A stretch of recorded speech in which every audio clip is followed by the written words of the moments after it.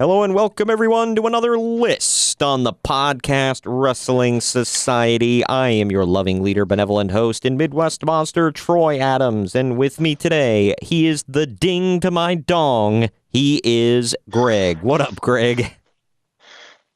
Ding dong. The ding dongs. Oh, yeah. It's fitting that you use them in the opening because I'm sure Uncle Dave loves them. Oh, well, of course. I mean, they're in the Wrestling Observer Hall of Fame. Wow. Because why not?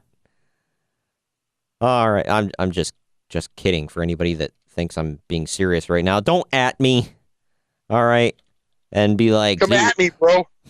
They're gonna be like, they are not in the Wrestling Observer Hall of Fame. How dare you? What the hell? Don't at me, bro. All right. Well, I think it is time that we talk about one of our favorite guys on this show. He is the man, the myth, the legend that we know near and dear to our hearts as Uncle Dave. Some of you may know him as Dave Meltzer of the Wrestling Observer newsletter. I once peed with him, you know. Greg peed next to this man. It was, quite a big deal. Well, today we are talking about, I've never met him, but he did at me on Twitter before, so that, I guess that's an accomplishment. No, me too, and then I got freaking flamed. Oh, man, you should feel honored that the great Uncle Dave dare tweet you back. I've only got one more chance with him of redemption, so. Right, yeah, and if you mess it up, you're gone forever, bro. Oh, we use that a lot, but it's hilarious every time. I don't care what anybody says. All right, well, this time we are going to be covering a list. We've only got one list this time, bros and broettes. So buckle in. It is the top 5 wrestlers that Uncle Dave loves and the top 5 that he hates. So we are gathering it up here. There are a few that he's made some comments on, and we're not going to do a deep dive into this. It's, fairly obvious with some of them, but if we have any comments to make, we will. And we are pre-recording this way ahead of time because of recording schedules and whatnot. I know, trade secrets, but there you go.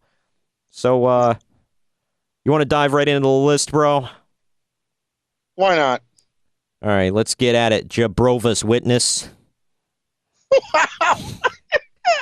Is that a new religion? Hell yeah. Robbie E and Robbie T belong to it, and I've heard the Situation is trying to join. It is time for the list, bro! All right, let's get into it. For those of you that don't know, they have the Wrestling Observer Awards each and every year. They have one award that's called the Most Overrated. Did you know that Hulk Hogan won that award the years 1994 through 1998? Yeah, I think we covered that. Yeah. Triple H won it in 2002 through 2004. I see, Kane made the list, and I'm like, when was Kane ever rated high? What year was that?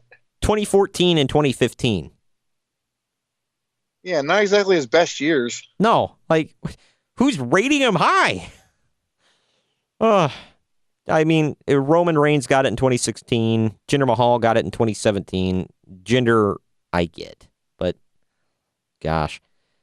Anyway, those guys, none of those people on that list, bro, made the list. But here's who are on the list. The top 5 that he loves. Those ones are easy. Number 5, I said Kazuchika Okada. He raves for him. I mean, don't get me wrong. I love Okada. But man, I think Dave, I'm surprised during press conferences, he's not like, marry me, you Japanese bastard. I propose. 7 stars right there, man. Oh, yeah, he's one half of the 7-star athletes. So we'll get to the second half here in a second. Number 4, Conrad Thompson's favorite wrestler and his father-in-law. I said Ric Flair. He's always, and I'm not saying he's wrong for this, but he's always had a hard-on for Ric Flair throughout the years, to the point of where he has a award named after him. So yeah, well, I mean, if there's anyone more deserving, I want to know who. Yeah. What did make me laugh though was it's he shares the name for it's the Lou Thez / Ric Flair Award, which is the Wrestler of the Year. And we'll get to somebody else in that same boat. But I mean, yeah, Ric Flair deserves that award. But you know, Bruce Pritchard talked about, you know, he was talking about people who would frequently feed information to Dave, and Dave loves them and always gushes over them in their newsletters because they feed information to Dave.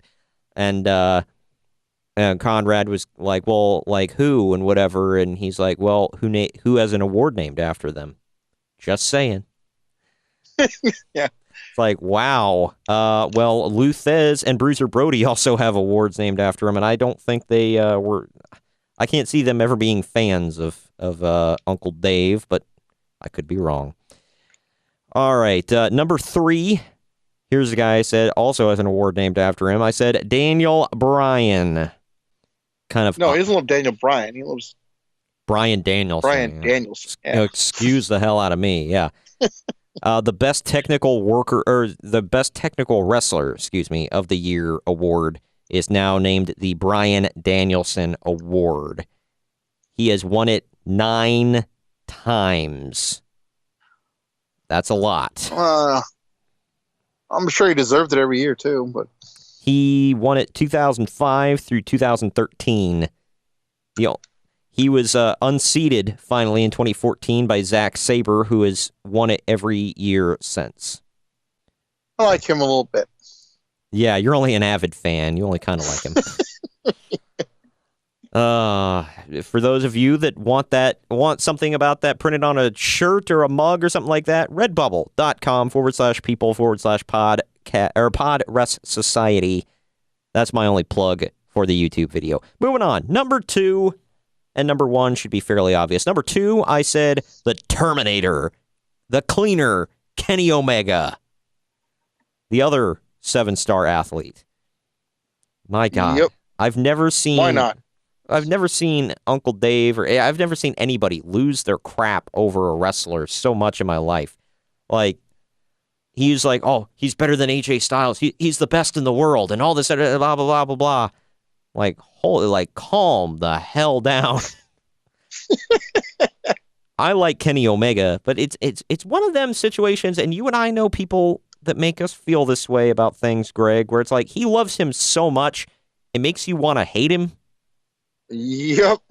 And it's like, man, I'm a fan of his, but I don't want to be now because like somebody's like just like so freaking into him. It's weird. It makes me hate him. Or kill him. Wow. And number 1 for the biggest wrestlers that Uncle Dave loves. This one's fairly obvious. Their finishing move is named after the guy. I said the Young Bucks. The Bucks of Youth. Oh, man. Imagine the super kick party they're going to have at War Games. Number 1, this is airing after War Games. Number 2, we will find out by the time before this list airs, if you are right or if you're full of crap like I know you are. So. What are you full of crap? You're full of crap. I'm not like, I'm thinking it's going to happen. I don't have any way of making it happen. You are having. Full of crap. You're making. Full of crap would be like if I'm telling you it's going to happen because, you know, I have inside knowledge. It doesn't. You're having premonitions. So, and your premonitions will prove wrong. They shall prove to be obsolete. You're right. They're going to debut during Styles and Brock, and they're going to super kick the hell out of them and help Styles win. That's a pairing I would be like, ugh. Oh, God. They're so tiny. Damn it. Are you talking about them or you're... Never mind. And they're hairless. God. God dang it. That's not sweaty enough. Oh, my God. All right. Okay, let's say they do go to WWE. They're, 100% they are having to change the name of that finisher. Well, they're not going to use it for one. Wait, what are we talking about? The Meltzer driver. Yeah, I figured. Yeah, they're not going to use it, probably. No, if it's got the word driver in it, dude. They're not going to use it. Well, yeah. Well, I mean, they can do. My thing is because it's a tombstone, so they're probably not going to. They'll probably just finish people with more bang for your buck. But if they are allowed to keep a variation of it, in a alternate universe here, they're probably going to go with the Indie. Well, they can't call it the Indie Taker either because they're not going to let that one slide. So I don't know. I'm going to say they'd use more bang for your buck, but whatever. That's just me. And I wonder if they'd put an end to the super kick party. Man, a lot of what ifs here, but it's not going to happen, so whatever. I don't know why I'm talking about it. Moving on. There's something that's not going to happen. You're sure to talk about a lot. Whatever. Mm-hmm. You're the one that brought up that they're going to be at War Games. Hey, you brought them up first. Because Uncle Dave loves them. I think You'll love them soon. I think if he could have a threesome with them, he would. But they're both happily married to women who don't have big, swelled-up arms. As much as we make, oh my God! As much as we make fun of Uncle Dave, he's got some big, beefy biceps. Oh yeah! What the hell? All right. Just as a aside, all the people on his hate list, only one of them was ever technically a wrestler. So just putting that out there. But they are all wrestling personalities. So the top 5 that Uncle Dave hates. Number 5, I don't know if he necessarily hates this guy, but I know he doesn't like him, and he doesn't like his business practices. Number 5, I said, old Vinnie Mac, Vince McMahon. Man, can you imagine? Like, I just want to get those two in a room together. How much do you bench, pal? Probably not as much as Vince. But... hell no. Yeah. Dude, Vince is like abnormally fit for a guy that age. It's just like Jack LaLanne is like, dude, slow down. Kudos if anybody knows who the hell Jack LaLanne is. Throwback to the 50s here. But anyway. Number 4. I don't know if he necessarily hates him, but I think he does because he always took pot shots at him in his little newsletter, his old dirt sheet. I know that'll piss off all the Observer readers. Number 4, I said Tony Schiavone. Yeah, I don't know why I like him, but he was always like, as a kid, I loved him. I was like, man, he's the voice of WCW, and I didn't hate him. I don't know. I wished he would have came over in the invasion, but whatever. Him and Scott Hudson. Man, could you imagine if we got Tony Schiavone instead of Michael freaking Cole? Like, life, I'd be happy. Life would be so much better. And like, I figured Vince would love him because every night would be the most important night in the history of our business. There you go. He'd oversell the crap out of everything. But Uncle Dave always put him as like the worst commentator of the year. Him and Gorilla Monsoon. I don't get it. Oh, whatever. Number 3, Eric Bischoff. Old Eazy-E. These two just go at each other on Twitter like nobody's business. And if any of you have listened to Eric Bischoff's podcast, 83 Weeks, you will know how much he hates Dave Meltzer. We all do. That is true. But, yeah, so Eric Bischoff, not very liked by Uncle Dave, always took pot shots at him. Uncle Dave said that his podcast is nothing but lies, and only he has the real info because, as you know, Greg, he was there. Mm-hmm. Of course. Which leads me to number 2, the man that that Uncle Dave called a con man And ooh, Rob Conway, got it. wow, who I have 2 toys of, by the way.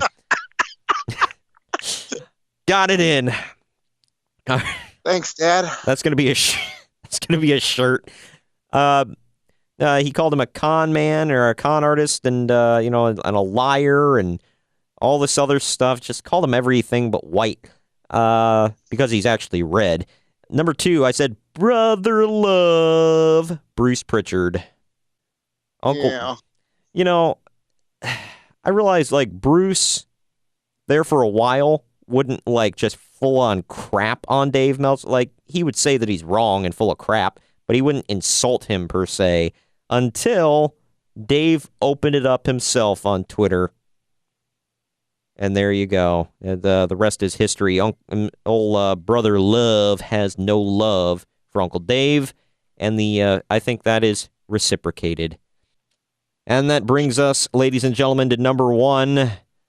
And all of you might be a little surprised by this one. I don't know, the ordering might be a little off, but I'm going to say with all of just the nasty, venomous, just really disgusting things he would say in the newsletters about this person, number 1, I said Sable.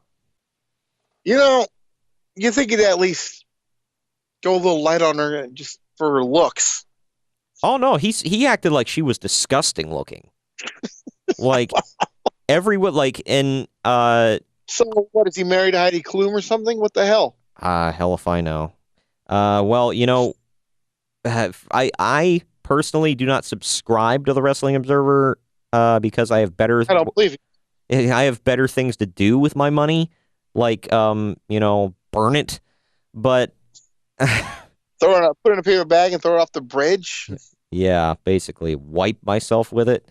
But, Conrad Thompson has read some of the stuff about Sable on Bruce Pritchard's podcast in the past, and it's disgusting, man. Just like every time she's on screen, the only thing he focuses on are the size of her breasts and how much she's augmented them, if she's augmented them, her face, if she's augmented that, how old she looks compared to what she claimed, like the age she claims to be, etc., etc. It's just on and on. It's disgusting. I was with you on the first part. Yeah, it's terrible. I don't understand what this guy has against Brock Lesnar's wife. I'd like to see him say this stuff to Brock Lesnar, by the way. Like, I want to see it happen. Right? Brock would eat him. Man. But yeah, so that was a little fun haha list we had for this week. Just for something. Just for kicks and gigs. I'm ashamed that he's a Sharks fan, by the way. Yeah, well, he loves him some NorCal, I'll say that. But either way, that was that list. If you, bro, if you all want to show your love for Uncle Dave, go to Redbubble. And who doesn't? Exactly. Go to redbubble.com/people/pod rest society, and you can pick up yourself a hoodie, a shirt, a mug, or whatever that says Uncle Dave says plans changed, and it's got 5 stars on it. Oh my God. It's a beautiful design, if I do say so myself. It's one of my favorite designs that we personally list on our Redbubble portfolio that you can get at a reasonable price on a variety of different merchandise. But yeah, so next week, this will be a good one. This one will be subjective again. It is the top 10 times that you thought a work was actually a shoot. It was a shoot, bro. Shoot, bro. We both went there.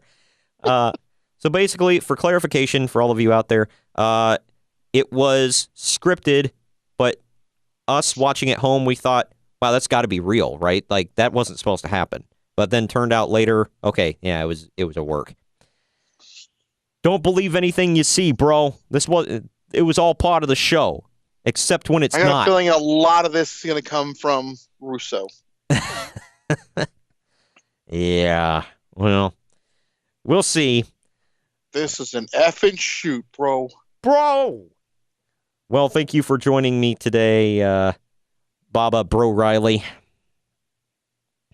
Wow. Got another one in. And we will see you all next week. And don't forget to tune into the podcast this week where Kyle and I are going over all of the happenings from War Games, Survivor Series, and Raw and SmackDown that followed. Later. Which I will be at. Later, y'all. Thanks for watching this YouTube-exclusive video for the Podcast Wrestling Society. Don't forget to hit the like and subscribe buttons if you're picking up what we're throwing down. And, of course, we always welcome feedback in the comments section down below. And if you want to keep up with the weekly podcast that drops every Wednesday, links to the show page are in the description down below, along with our social media handles and our associates pages. Come on and join the society.